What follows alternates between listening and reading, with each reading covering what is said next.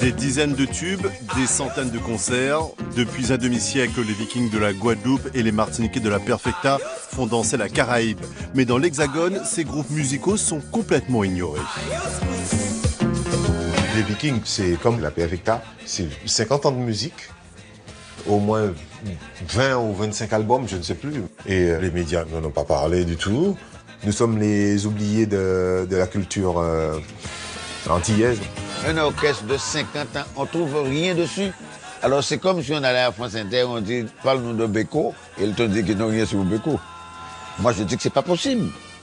C'est que le français nous a jamais considérés. Oubli réparé avec ce documentaire Cadence Créole qui raconte l'épopée musicale de ces deux formations, leur duel, leur complicité aussi, ainsi que leur rôle de vecteur culturel identitaire. Écho fidèle des tourments de leur pays et de leur époque, ce qui n'empêche pas la reprise des standards yéyés.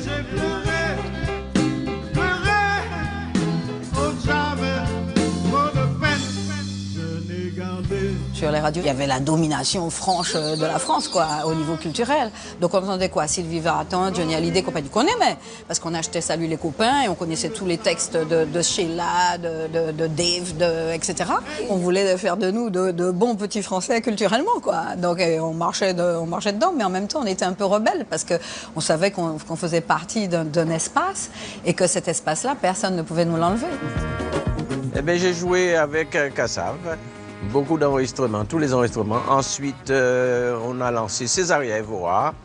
Et Césaria Evora, Laurent Voulzy, et puis bien d'autres. Reconnus par leur père, respectés par les plus jeunes, la Perfecta, les Vikings ont fait l'histoire de la musique. Voici Cadence Créole, un documentaire de David Comeyas.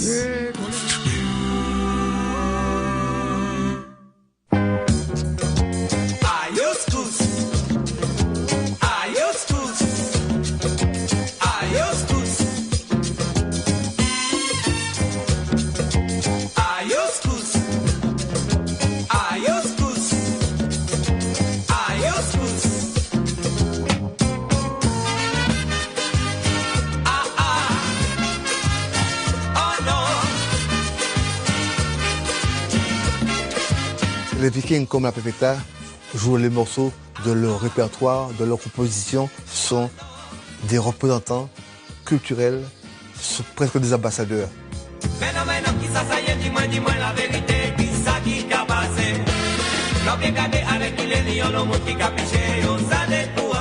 Parfois, on fait l'histoire, mais parfois, c'est l'histoire qui vous fait. Donc ce qu'on a fait est entré dans la mémoire collective. Les Vikings, c'est comme la Perfecta, c'est 50 ans de musique, au moins 20 ou 25 albums, je ne sais plus. Et les médias n'en ont pas parlé du tout. Nous sommes les oubliés de la culture antillaise.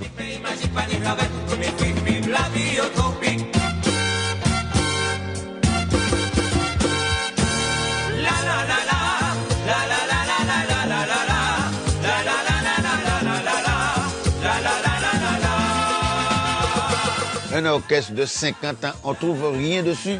Alors c'est comme si on allait à France Inter, on dit « parle-nous de Beko » et ils te disent qu'ils n'ont rien sur Beko. Moi je dis que c'est pas possible. C'est que le français nous a jamais considérés.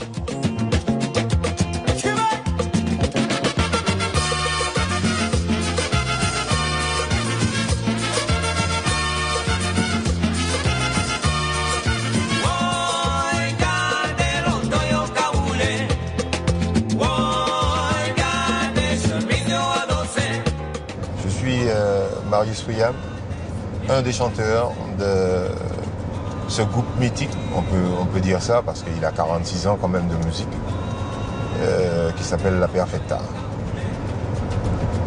Ce sera super difficile de trouver des archives de La Perfecta de ces années-là, 70-80. Même moi, je sais où en trouver. et je vous y emmène tout de suite.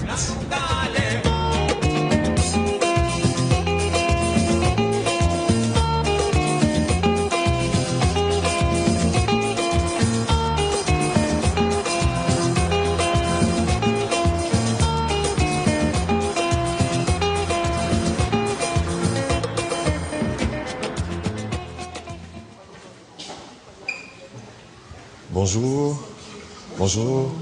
Je recherche des articles des années 80 de France Antilles. Je suis un des membres de la Perfecta et je voudrais trouver certaines photos, des images, si vous avez ça. Vous pensez que c'est aux environs de... De 80. Alors, je vais installer le microfilm. Bon, ben, je vous laisse chercher. Hein? Merci.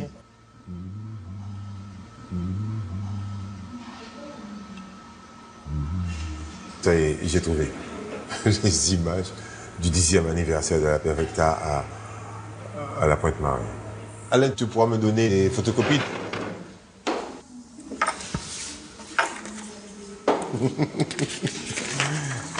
Vraiment. Waouh! Pour le 10e anniversaire de la Perfecta.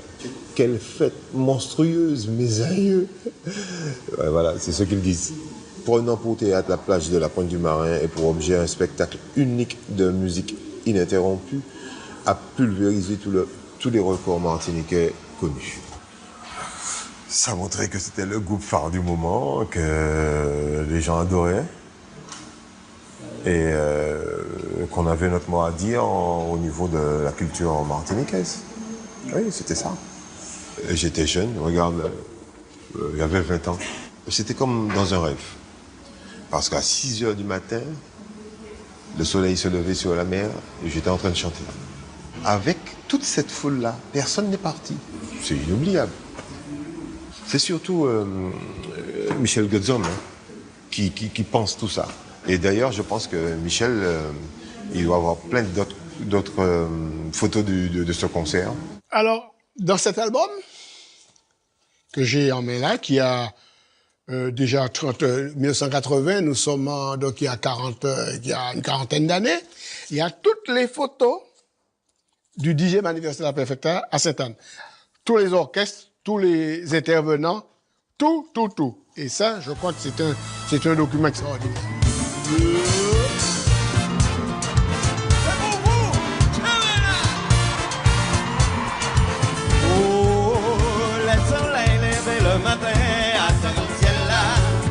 J'ai tous les oiseaux que tes patriotes contents. Mon cœur était comme un prière la divinité. Pour y accorder moi mon petit grotte pour toute la journée.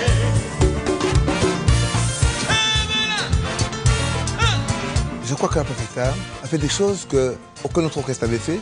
Le concert unique, je dirais même singulier, de 17 orchestres que sont venus jouer gratuitement sur la plage de la Pointe du Marin. C'était magique, c'était presque effrayant.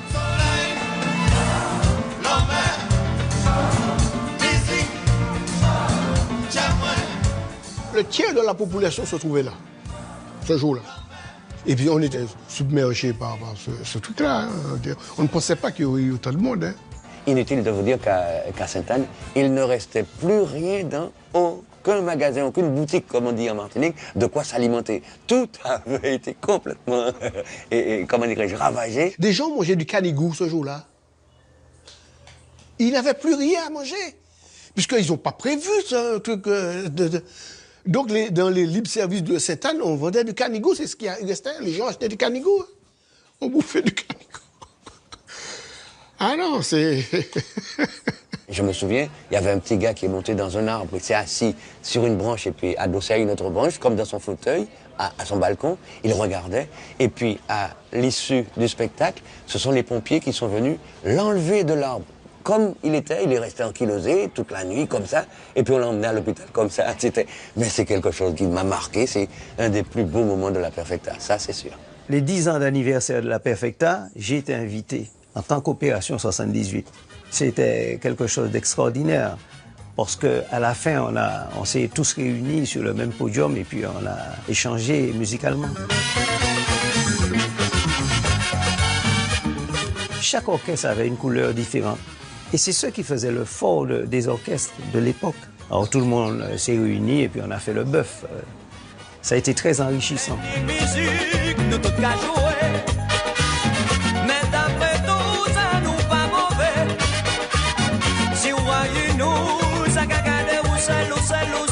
Un 10e anniversaire qui fera date dans l'histoire musicale martiniquaise. Certains diront que seul le général de Gaulle aura drainé autant de monde en Martinique. J'ai jamais vu ça de ma vie, jamais vu ça. Ah, Jean-Paul était là pour l'autre. Nous aussi, en tant que représentants de la musique en Martinique, par la musique martiniquaise, donc nous faisons un peu de tout. Depuis le zouk, ce que nous appelons le zouk, la musique latine, le reggae et même des passos d'orgue aussi. De toute façon, nous sommes ouverts à toute forme de culture, toute forme de musique.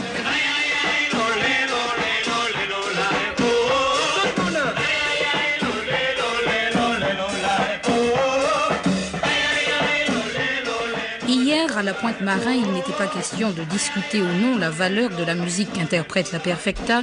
Cet orchestre a fait la preuve de sa popularité, aidé qu'il était aussi d'autres formations brillantes et de l'ambiance de ses vacances marquée par une production particulièrement abondante de tubes qui ont su et feront encore danser.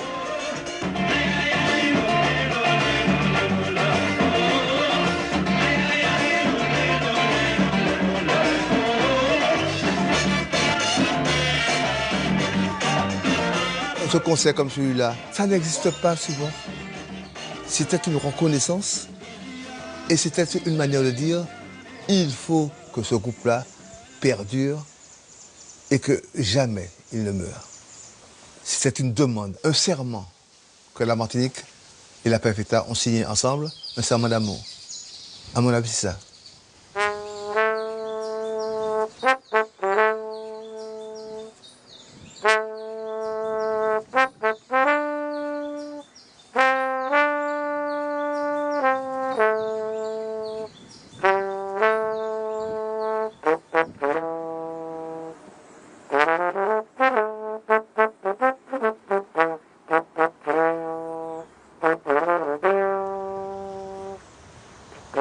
Je m'appelle Daniel Aravo, né en 1945 dans un petit paradis qui s'appelle Trinité.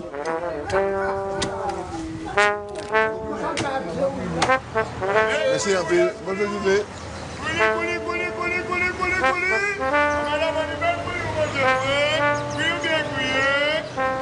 Alors, c'est la rue de ma naissance. Cette maison-là, c'était celle du notaire. Cette maison, c'est celle de ma grand-mère. C'est une nièce à moi, une cousine à moi qui y habite. Et la maison de ma mère est en face du cinéma là-haut. Et évidemment, nous étions tout près du bon Dieu, de l'église. C'est là qu'il y a eu tant de mariages grâce à la Perfecta. Et c'est à côté que la Perfecta a commencé à répéter.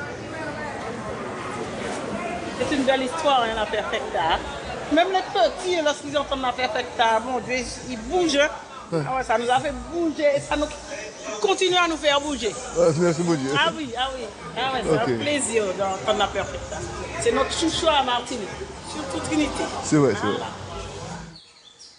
Trinité, nous avons eu la chance d'être du côté de l'Atlantique et nous avons le privilège d'avoir un clair, mais vraiment mieux que la radio de la Martinique elle-même, les radios de Radio Margarita, Radio Cubana et Radio du Venezuela aussi. Et on est en train de se gargariser de cette musique.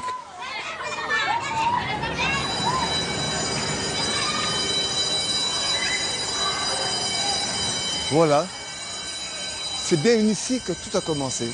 Grâce à un maire qui aimait la musique, il nous a offert 2 salles de classe dans lesquelles on répétait toute la journée pendant les vacances de Pâques. Et tous les voisins venaient, s'agglutinaient devant les salles de répétition, la salle de répétition, pour écouter et nous encourager. C'était devenu une affaire communale. Le premier concert de la Perfecta a été dans cette salle d'école qui est là-bas.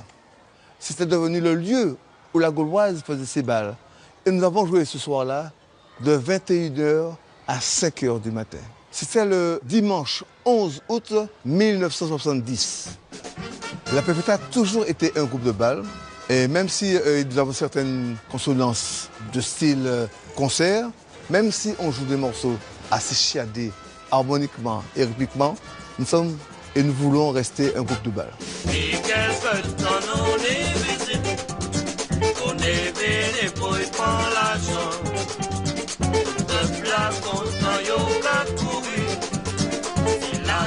Perfecta, c'est la musique du pays, l'âme de la musique de danse. Quand je dis danse, puisque c'est assez spécifique chez, on va dire, chez les Antillais, c'est danser à deux, une femme et un homme, un couple.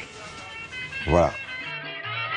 Au club de la Bananerie, la biguine a un son plus sophistiqué que dans les bals créoles, mais le plaisir de la danser, de la faire danser, reste le même.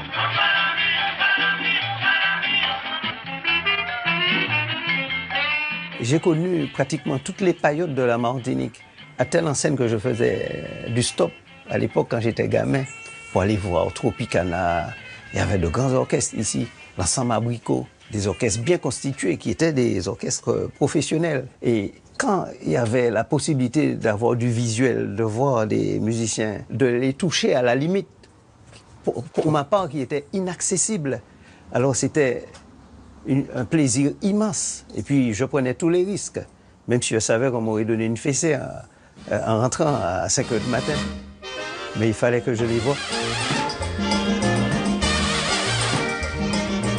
Toutes les boîtes de nuit de la Martinique avaient un orchestre haïtien. C'était la Cadence Rampaille, le Compagnie Direct.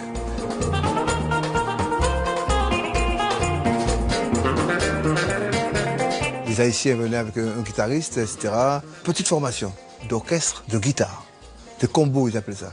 C'était économiquement un peu intéressant. Les combos ont envahi le marché et ça a encore fait évoluer les choses. Le compas a toujours existé ici, parce que c'est une merveilleuse musique de danse. Par contre, et je veux le dire haut et fort, je ne voudrais pas que cette musique phagocyte la nôtre. Parce que bon, il y a beaucoup de guitaristes autodidactes ici qui jouent haïtiens, qui savent sur le bout des doigts comment les gars jouent. Moi, je ne comprends pas ça. En plus, faire l'apologie de cette musique, non. Je dis non. C'est-à-dire, on copie beaucoup les orchestres. À partir du moment qu'on essaie de porter une originalité sur un thème quel qu'il soit, il y a quelqu'un du public qui vous dit « Ah, c'est pas comme ça, ça en fait, elle a pas bon, c'est pas... » C'est un truc... je ne sais pas si c'est propre au peuple colonisé, mais il faut être exactement la copie de la chose. Ce qui avait le plus grave, c'est que lorsqu'on jouait un morceau de musique latine, on était plus applaudi que lorsqu'on jouait une de nos compositions et de nos créations. On nous a toujours appris à ne pas aimer ce qui est à nous. Ce qui est à nous n'est pas bon. C'est ça notre éducation fondamentale. Hein. Moi, quand j'ai appris à l'école, nos ancêtres les Gaulois, hein. Donc avec ça, on a tout compris. C'était une altérité qui était presque pathologique. C'est-à-dire que être l'autre pour exister. Mais je crois que depuis que la Perfecta a exigé de jouer d'abord sa musique, ça a changé énormément.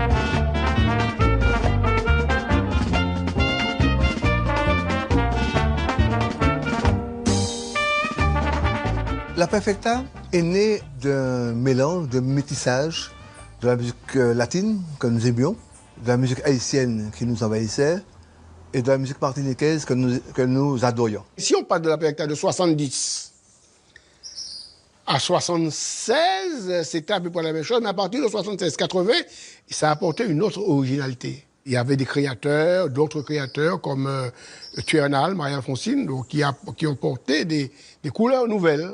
Tous les titres qu'on entend aujourd'hui, qui perdurent, qui passent sur les antennes, ce sont les titres de Daniel Marie-Alphonsine. Lorsque la Perfecta est arrivée au Club Perfecta, il y a eu un génie qui s'appelle Daniel Marie-Alphonsine, qui a pris la Perfecta adolescente et qui l'a amenée à une maturité.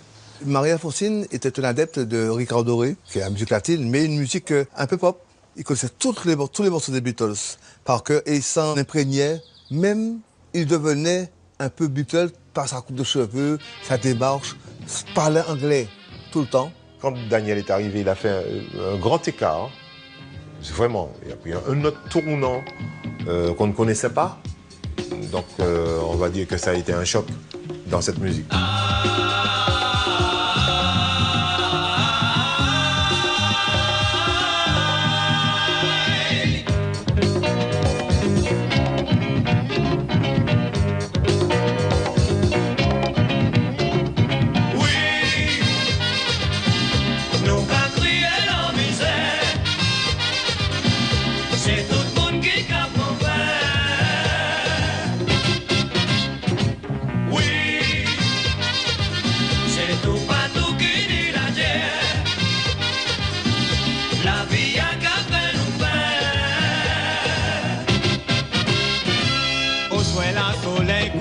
Les mains d'hiver en l'emmène, embellir la brise, caresser le pays.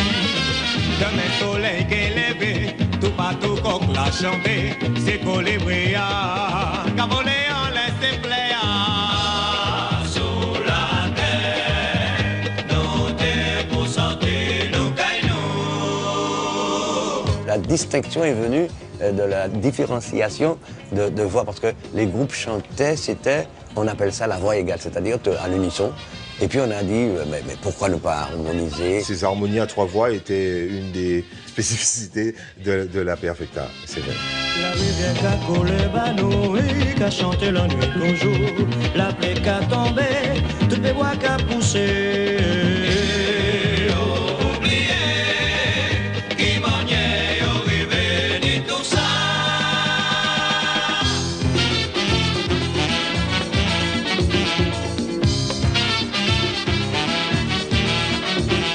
Il n'y a qu'un seul groupe, et c'est la Perfecta, qui avait ce genre musical, qui s'appelle, c'était une sorte de cadence.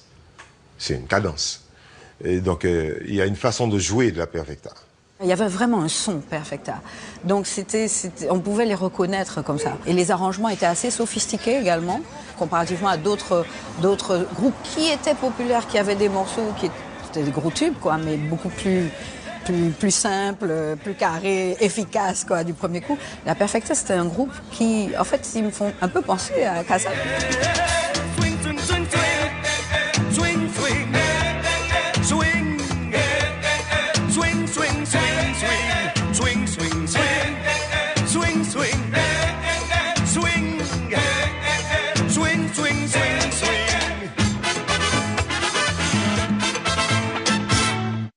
À 7000 km de Paris, Pointe-à-Pitre, la ville la plus importante de la Guadeloupe, offre le spectacle d'une cité en pleine transformation. Si le marché a gardé son parfum d'autrefois, les antiques cases de bois, par contre, semblent avoir la bougeotte. L'une après l'autre, en effet, au pas nonchalant des bœufs, elles abandonnent leur quartier d'origine. Avec ses immeubles tout neufs, Pointe-à-Pitre se place à la tête de ce mouvement général d'expansion.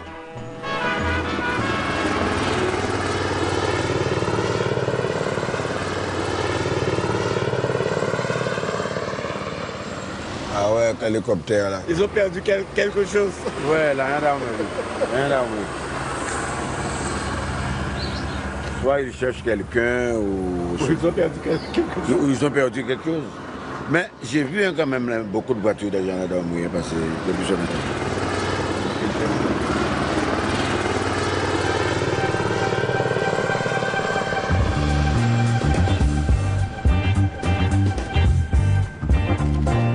Les Vikings, c'est un groupe carénage, quartier chaud de Pointe-à-Pitre, donc où j'ai grandi.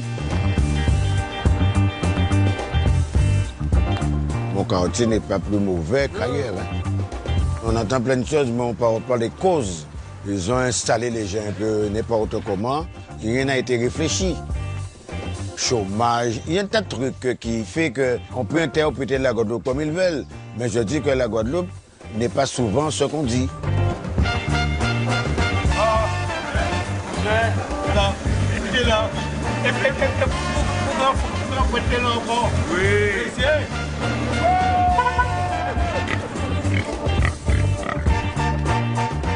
Alors lui, c'est le plus méprisant. Hein. Si tu as besoin de quelqu'un pour dire des bêtises, mais il est bien, c'est notre ami. Ce sont des amis d'enfance. Ah oui, les Vikings, c'est un groupe du quartier, parce qu'ils faisaient des bœufs, comme on dit. On avait un bar, c'était l'Olympia, le nom du bar, et tous les dimanches, on jouait là. C'était toujours rempli. Il y avait toujours du monde. Dès que les Vikings, ils étaient, il y avait la foule.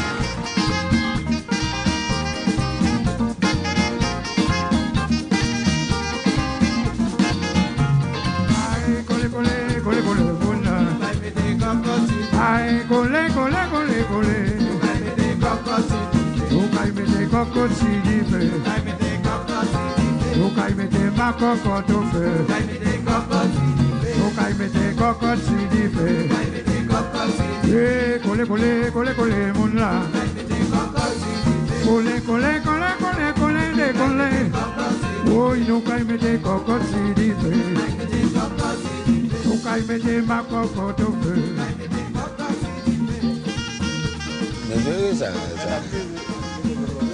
Oh, regarde notre ami Maxo, comment ça va?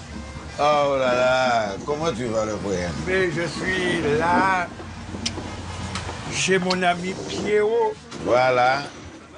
On est chez Pierrot, qui est juste en face de la maison du créateur des Vikings qui s'appelle Fred Okagos depuis 50 ans. Voilà.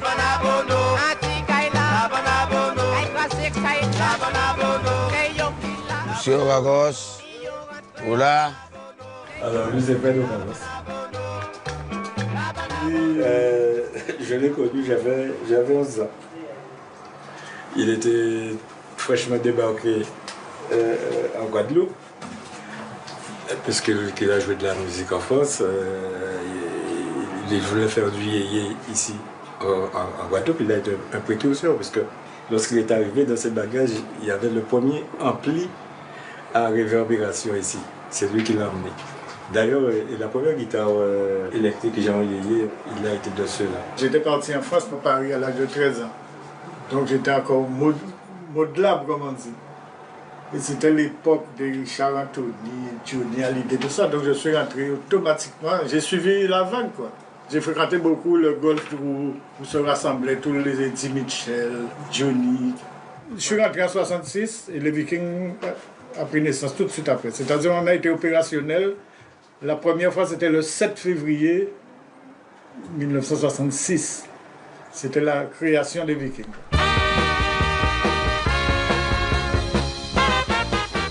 Le père de Fred, il était le président de l'équipe de foot.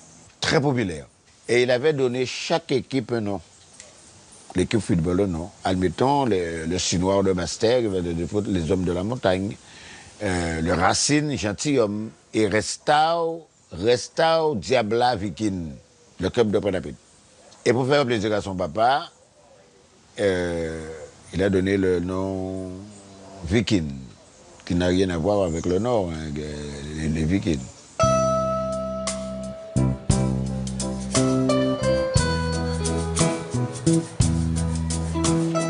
Ce sont mes premiers 45 tours. Moi, j'étais yéyé, je chantais en français, mais il voulait que je me mette dans le créole. J'ai essayé, mais ça ne m'a pas convaincu tellement, quoi. Le morceau que je préfère, c'est East Now Never, d'Elvis Presley. Après, il y a Tennessee, Aline. Ce sont des morceaux que je chante depuis 50 ans et que les gens aiment toujours. Donc je continue à les chanter. Pourquoi changer? Puis il a plu sur cette plage et dans cet orage,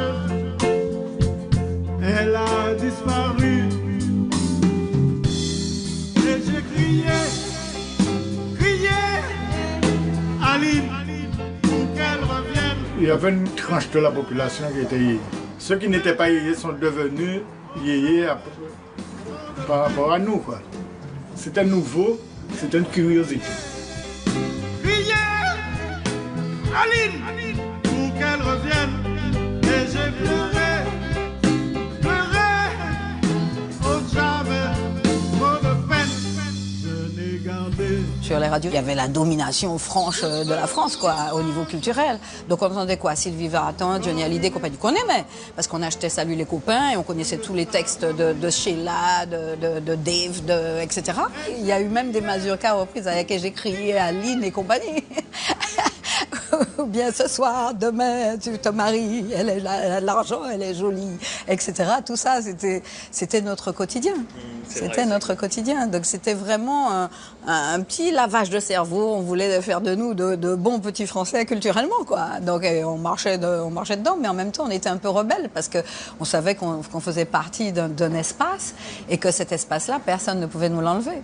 C'était yéyé, entre guillemets, très rock, mais avec l'apport de moi-même, en fait, d'abord parce que j'arrive avec les congas, enfin, avant c'était les tumbalo, tout de suite ça a donné une autre sonorité plus caribéenne, toujours rock. Après, Soprano arrive, il élargit les sonorités, les harmonies. L'arrivée de Camille a profondément changé l'aspect du groupe. Comme il jouait très très bien du soprano, il nous a obligés à écarter un peu l'esprit yéyé.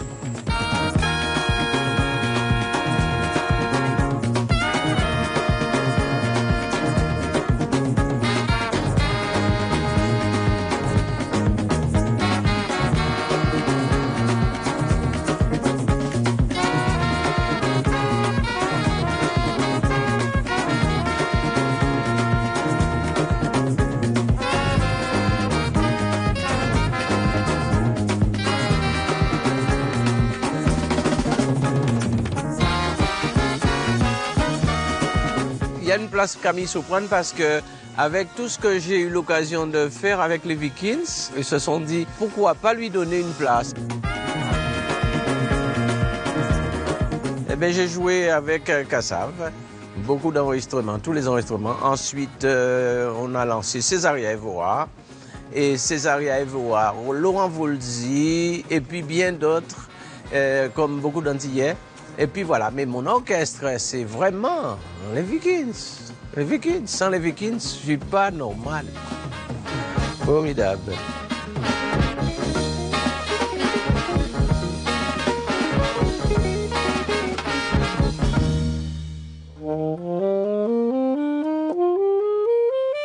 Tu peux enchaîner, oui.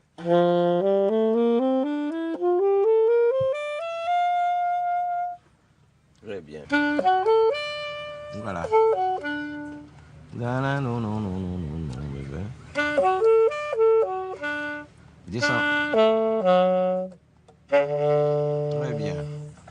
Da, da, da, da, da.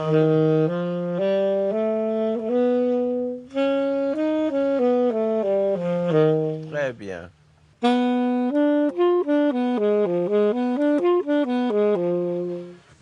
Quand je vois l'élève comme ça, je me dis, un jour, il sera un grand, pourquoi pas. Et il va dire, c'est M. Soprano qui m'a appris. Et c'est comme ça. Et on n'est pas là pour prendre l'argent parce qu'on fait un truc. On le fait de tout cœur pour pouvoir les aider, surtout à Marie-Galante. Il n'y a pas beaucoup de conservatoires.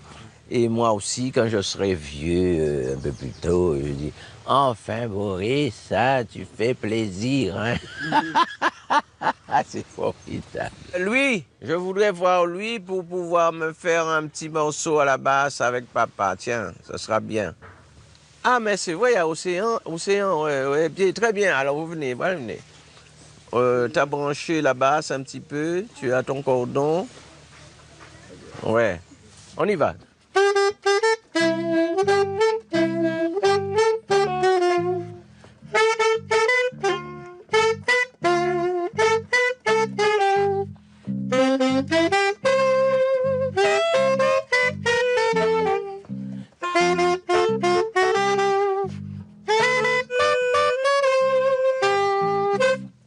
Très bien. Yes, vous êtes prête, hein, madame? Ah, digi digi digi dong digi dong dong dong. Digi digi digi dong digi dong dong dong. Est-ce que vous êtes prête? Digi dong digi dong digi dong dong.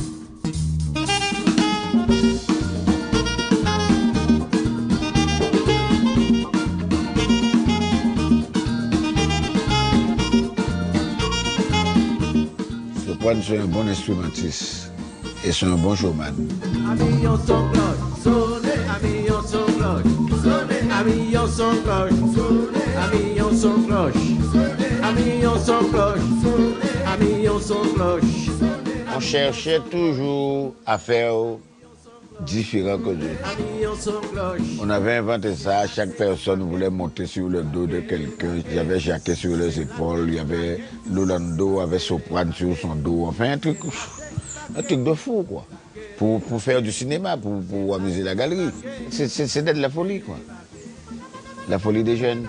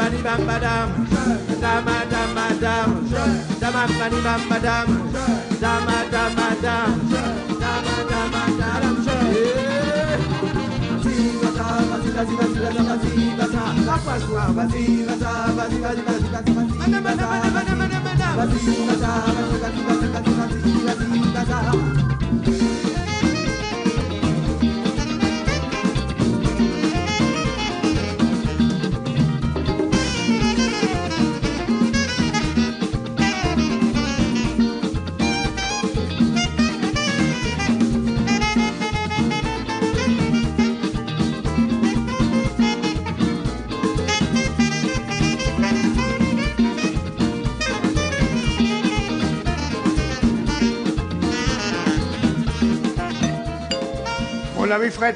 Et toi, comment tu vas? Moi aussi. Ça va l'ami. Alors ce gars-là, Fred, il est surnommé Docteur Viking, parce que ça fait 50 ans, c'est le documentaliste des Vikings. Oh là là là là là là là. Oh, je le connais lui, Hippo. Ah, c'est toi, hein? Oui. Regardez ça. Eh bien, c'est lui, là, quand il était naturellement beaucoup plus jeune, et quand il était aussi, comment dire, très dynamique, physique. Là, il est très dynamique spirituel, et ça, c'est beau, ça. Mais c'est le même personnage. Allez. Il y a des trésors, là, chez mon ami Fredo. Un Viking Brothers. Alors, les Vikings étant très sollicités, alors on était demandé chez Cellini, on était demandé chez Debs. Les deux plus gros producteurs. Les deux plus gros producteurs voulaient qu'on enregistre. Alors, on va chez Cellini, on fait Viking, et le lendemain, semaine après, on va chez Debs, on fait Viking Brothers. Alors, juste, il y a le Brothers qui change, mais avec les mêmes musiciens. Voilà, c'est ça l'histoire. Et on a fait plusieurs tentatives comme ça. Quand on commandait un disque, le matin, le soir, c'était enregistré. C'était, comme on dit chez nous, bim partez. Toi, qu'est-ce que tu as? Toi, qu'est-ce que tu as? Arrangement papier, on enregistre le soir. Enfin, j'ai grossi un peu, c'est vrai, il pose ça. C'était rapide, et de qualité, parce que c'était spontané. Il y a beaucoup de titres spontanés comme ça. Et tu as vu le profil gauche? Voilà. Le profil gauche, ça, c'était en Martinique, ça. C'était au Club Perfecta. Les Vikings représentaient en Guadeloupe ce que la Perfecta représentait en Martinique. Et c'était des amis parce qu'ils étaient souvent invités au Club Perfecta. Ah ouais, on les invitait. Dès qu'ils étaient de passage en Martinique, ils étaient invités au club. Quand les Vikings sont arrivés à faire des tournées, en partant pour une semaine en Martinique, on restait un mois et demi. La base était au Club Perfecta. Beaucoup de titres ont été créés au Club Perfecta.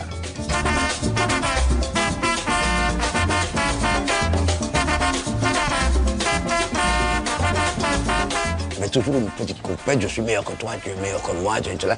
Dans notre pays, on se tirait dessus, entre guillemets, alors voir Martinique et Guadeloupe, mais ce qui ne nous empêchait pas de s'apprécier l'un l'autre. C'était assez ambigu comme situation, mais c'était comme ça. On était toujours ensemble, c'est comme deux frères qui se chamaillent pour une paire de chaussettes, par exemple. C'était duel musical, on va pour démonter les Martiniquais, et puis voilà, c'est la rage de vaincre, de bien représenter notre pays. Les duels ont toujours existé. Il y avait un orchestre sur un podium, l'autre sur l'autre podium. Et chaque orchestre jouait un morceau pour se répondre. Alors, si c'était de la salsa, l'autre jouait une salsa. Si c'était de la biguine, l'autre jouait une biguine. Mais pour montrer que...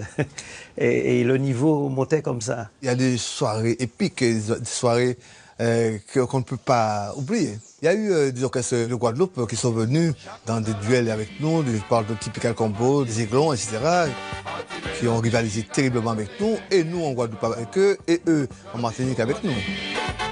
Dans la Martinique, il y avait les Léopards, il y avait Malavoie, il y avait la Selecta, Simon Jurad.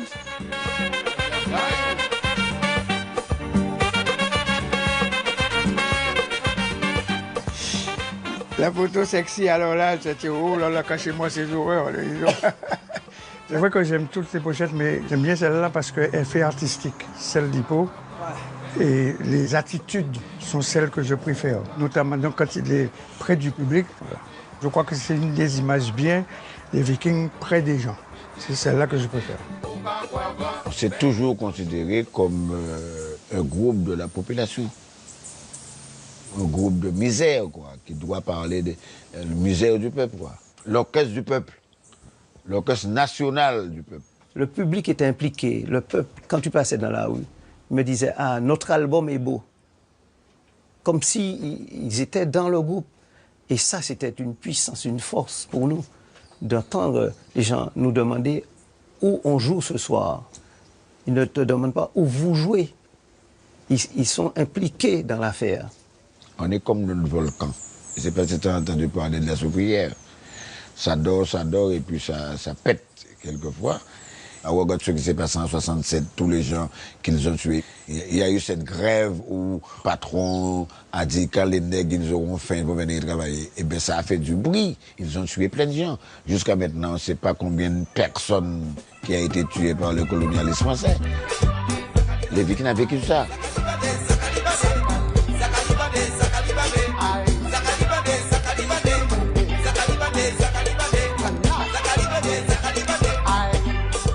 Avec tous les conflits sociaux, des conflits meurtriers, il y avait une interrogation sur tout le devenir de la Martinique. Alors, si la Martinique de papa a vécu, il faut bien avoir assez d'imagination pour essayer de concevoir une Martinique nouvelle.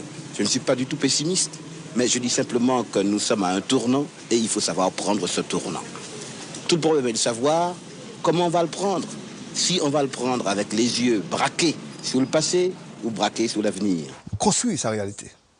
Je crois que cette construction de cette réalité, c'est pourquoi même les orchestres se battaient à côté des gens qui étaient dans les syndicats, se battaient, allaient jouer gratuitement sur la Sabbat de Fort-de-France parce qu'il y avait une manifestation.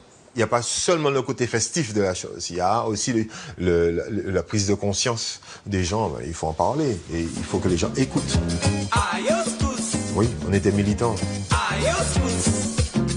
À Youskous, si tu écoutes le thème de ce morceau, il parle de la misère, de ce qu'on vivait et qu'on vit encore ici aux Antilles françaises. Mais non, qui ça y est, dis-moi la vérité, qui ça qui a passé? Alors, dis-moi la vérité, qu'est-ce qui se passe? Depuis, petits artisans ferment boutique, petits commerçants à la faillite, des artisans fermés, les commerçants, la Martinique, pays magique, il n'y a pas de fric, il n'y a pas de travail, mais tout le monde a du fric. 1978, à Youskous.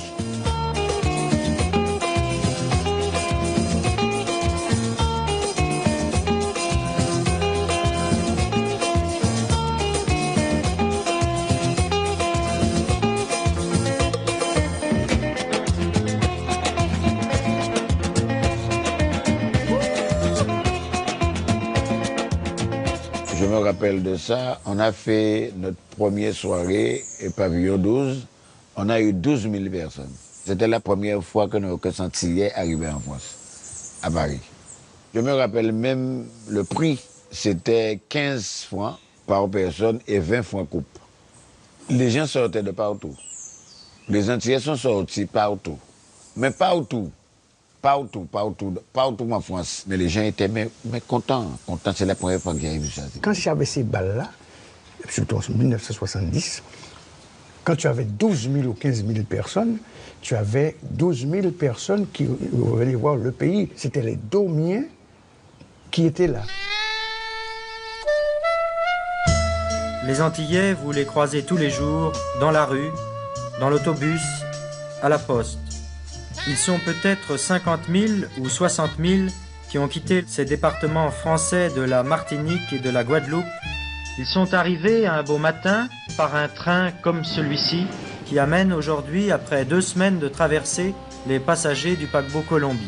Vous revenez de la Martinique? De la Guadeloupe. De la Guadeloupe, ouais. C'est votre premier voyage en métropole? Oui, c'est le premier voyage. Vous venez travailler ici? Ouais. Le BUMIDOM, c'est un bureau, nous pourrions dire aujourd'hui d'immigration, mais pas exactement, qui avait été créé par le Premier ministre de l'époque de Gaulle, c'était Michel Debré, qui permettait à tous les Antillais à bas prix d'aller travailler en France. Et alors, on leur promettait un travail énorme. Mais en fait, c'était un peu... ce n'est pas dénigrant, hein, mais enfin, tu avais un diplôme aux Antilles, il fallait que tu sois garçon de café, femme de ménage. J'ai appris la peinture en bâtiment.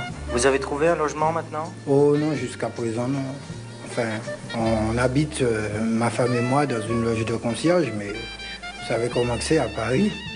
Donc, quand les orchestres, dont notamment les Vikings, qui ont été le premier groupe domien à venir donc, en France, toute cette communauté se réunissait parce qu'ils voulaient des nouvelles du pays, qui leur manquaient à ce moment-là en France, à Paris. Il y a ceux qui ont été influencés par l'État français à l'époque et qui sont partis par cette facilité d'avoir un billet d'avion, mais aller simple, hein. Il n'y avait pas le retour. Et puis qui ont été piégés par la suite, parce qu'ils cherchaient du travail. Mais il y avait beaucoup de travail à l'époque en Martinique, parce qu'il y avait également beaucoup d'usines. Et j'ai vu s'éteindre les usines les unes après les autres, politiquement. Bon, on ne va pas entrer dans les détails. Et il y a beaucoup d'Antillais qui sont partis ainsi. Lorsqu'en 70, on est parti à Paris, il n'était pas courant d'aller à Paris à cette époque-là. Lorsque je suis arrivé, je suis allé acheter un paquet de cigarettes. Et évidemment, j'avais des billets de Guadeloupe qui étaient marqués Banque de la Guadeloupe. La caissière pour le billet, il me dit, mais monsieur, c'est pas de l'argent. J'ai failli mourir. Et c'est pourquoi je ne suis jamais resté en France plus de mois.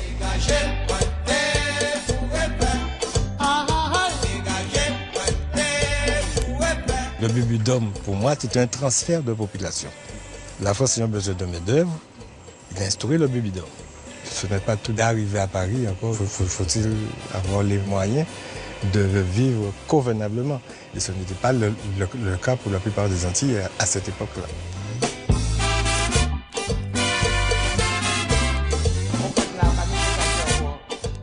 Lorsque nous allions en France, on était reconnus dans la diaspora noire.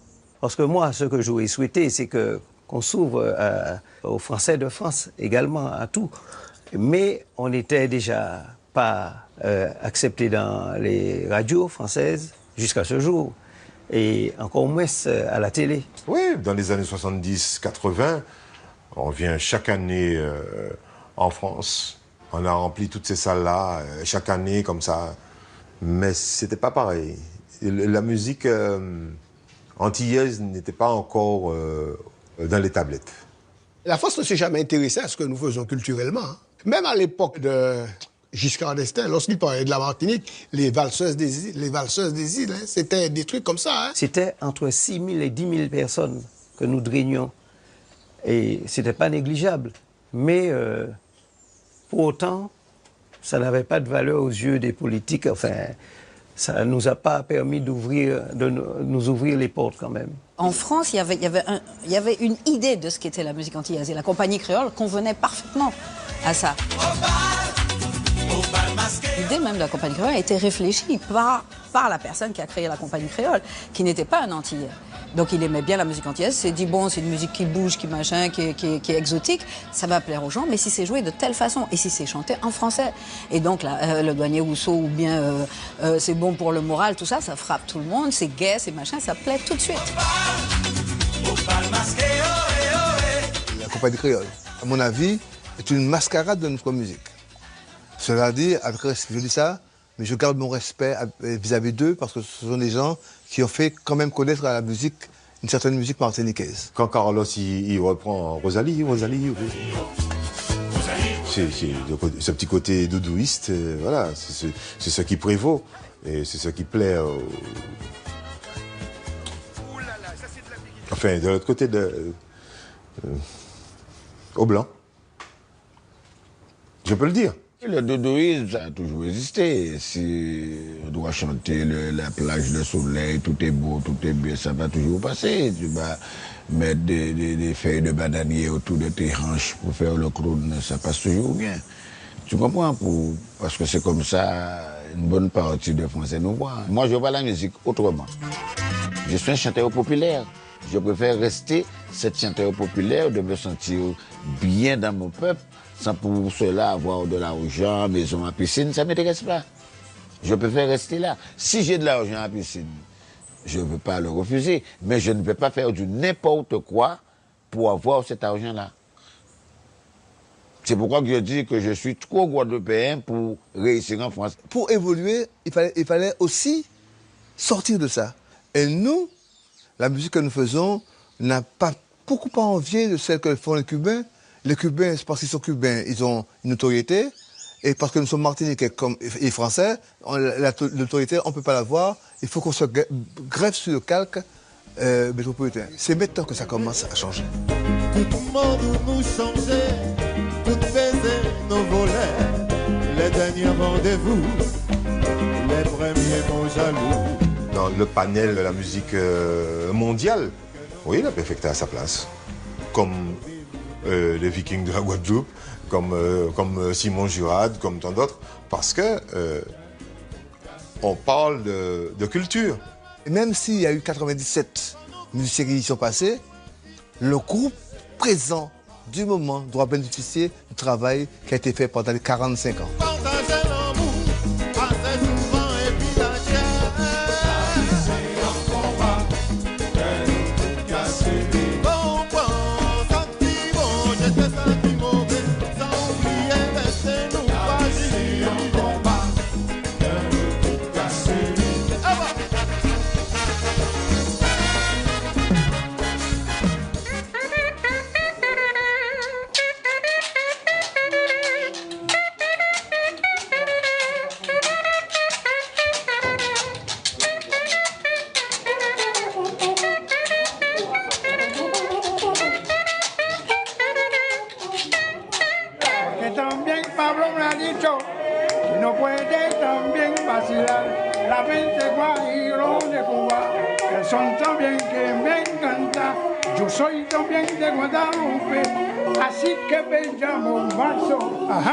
Alors aujourd'hui, c'est quelque chose d'extraordinaire qui se passe pour les Vikings, parce qu'une production parisienne, métropolitaine, en écoutant des vieux vinyles, ont estimé qu'ils pouvaient produire quelque chose d'intéressant.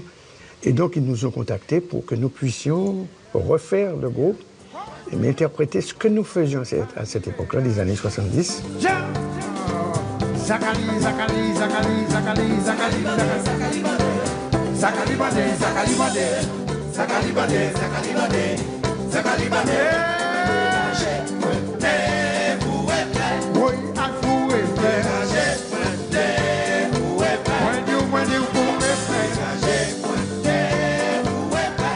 Le Viking, c'est une école. J'étais à l'école Viking. J'ai tout appris.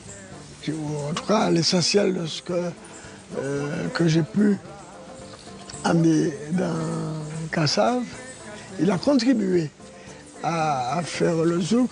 Et les Vikings sont toujours restés là. Ça a été comme un laboratoire, les Vikings. C'est pourquoi il y a des jeunes. On a décidé de mettre une choriste qui deviendra chanteuse également des Vikings, avec toujours le style des Vikings. Et ça nous fait beaucoup de bien. Parce que ça apporte une autre fraîcheur aux vieux rabougris, rebelles musicaux que nous sommes. Attention, encore. Zagalagate les mains, ils vont et poissons. Zagalagate les mains, sont bons et les mains. Zagalagate les mains. Une des choses fondamentales entre les Vikings et la Perfecta.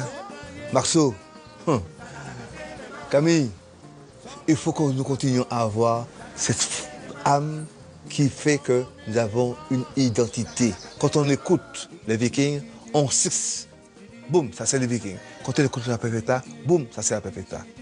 Et vous, à côté de nous, le chemin continue pour la Guadeloupe et la Martinique.